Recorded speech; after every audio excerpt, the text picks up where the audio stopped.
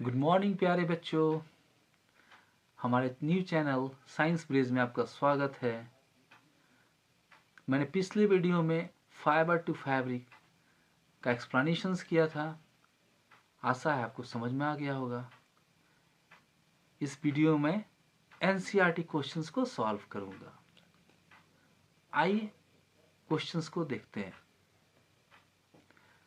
तो question number first हमारा था अंडरस्टैंडिंग द बेसिक्स पे था।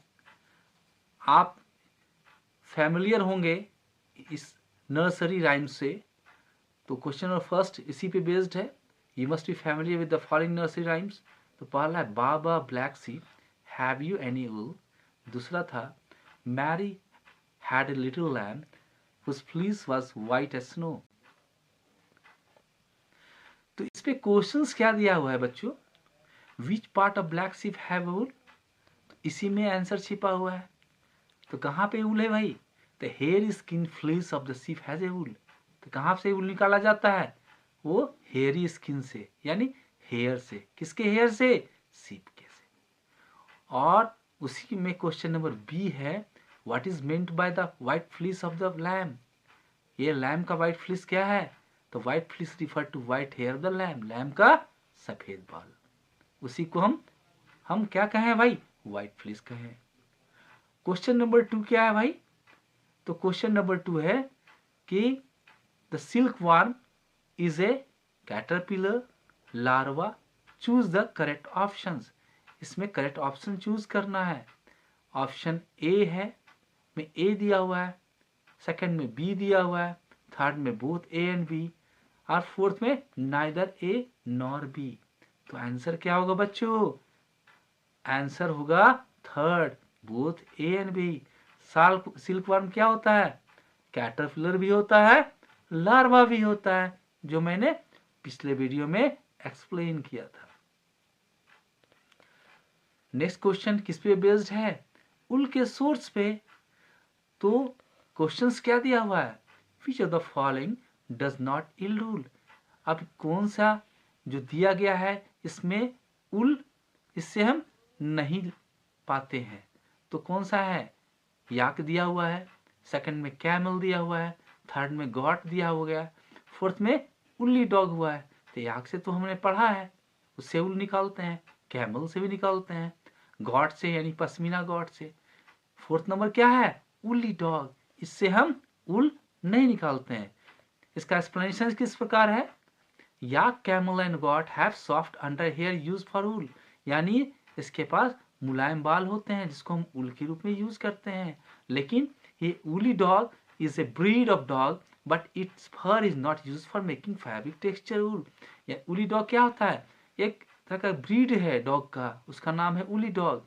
इसके पास फर होता है लेकिन उसको हम उल के रूप में यूज नहीं करते हैं। देखिए इसका इमेज मैंने दे दिया है, ये उली डॉग का कैसा दिख रहा है बच्चों। क्वेश्चन नंबर फोर्थ है what is meant by the following terms. ये टर्म्स जो है किस पे बेस्ड है? की डिफिनेशंस पे। तो पहला है रियरिंग। क्या होता है बच्चों?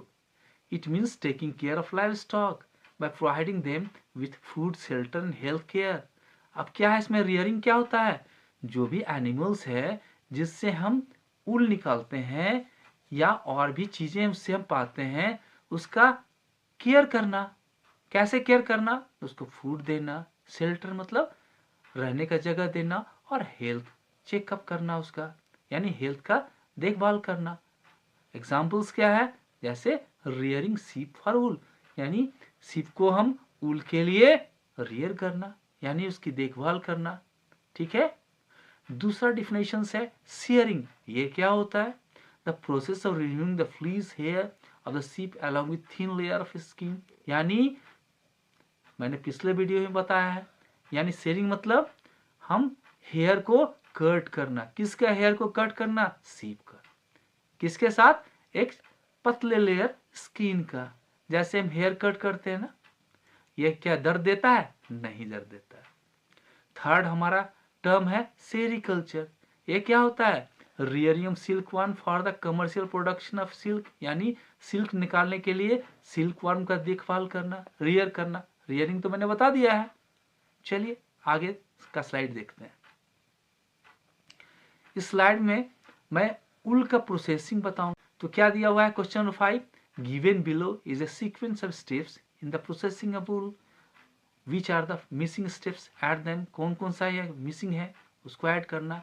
तो पहले शेयरिंग मैंने बताया है, शेयरिंग मैंने बताया ना बच्चों, यानी भेड़ के बालों को निकालना, सीप के बालों को निकालना। शेयरिंग के बाद क्या है स्कोरिंग। स्कोरिंग क्या होता है, उस बालों को हमको धोना, यानी उसके डस्ट को हटाना, है ना।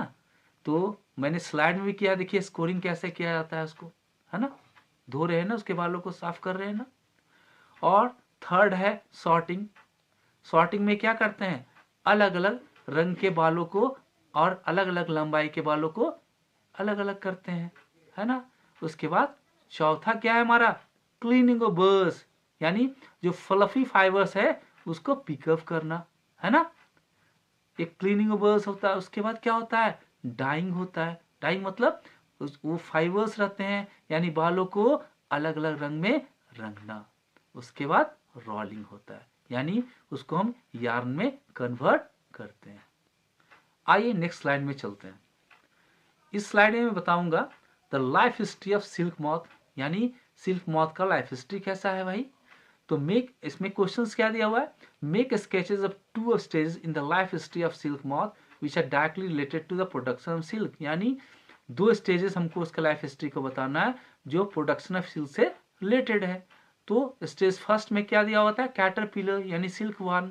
This stage it's mulberry leaves and grows in size, यानी जब वो हमारा अंडा से एक से निकलता है वो हमारा कैटरपिलर, या जो मैंने बताया है इस स्टेज में, तो स्टेज में क्या करता है वो मलबरी लीव्स पे ही एग्स देता है ना, और सिर्फ एक कैटरपिलर निकलता है वो एक से, तो उसमें क्या करता है मलबरी लीव्स को वो खाते जाता है और अपने साइज को बढ़ा लेता है।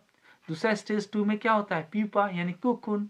The caterpillar spin a net around itself made of propylene which hardens on exposure to air. This covering is called cocoon, यानी अपने चारों ओर क्या कर लेता है, एक नेट बना लेता है और अपने मुंह से क्या निकालता है, एक प्रोटीन निकालता है, और क्या करता है वो एयर के एक्सपोजर से क्या होता है वो हार्ड हो जाता है, इसी को कहते हैं कोकून।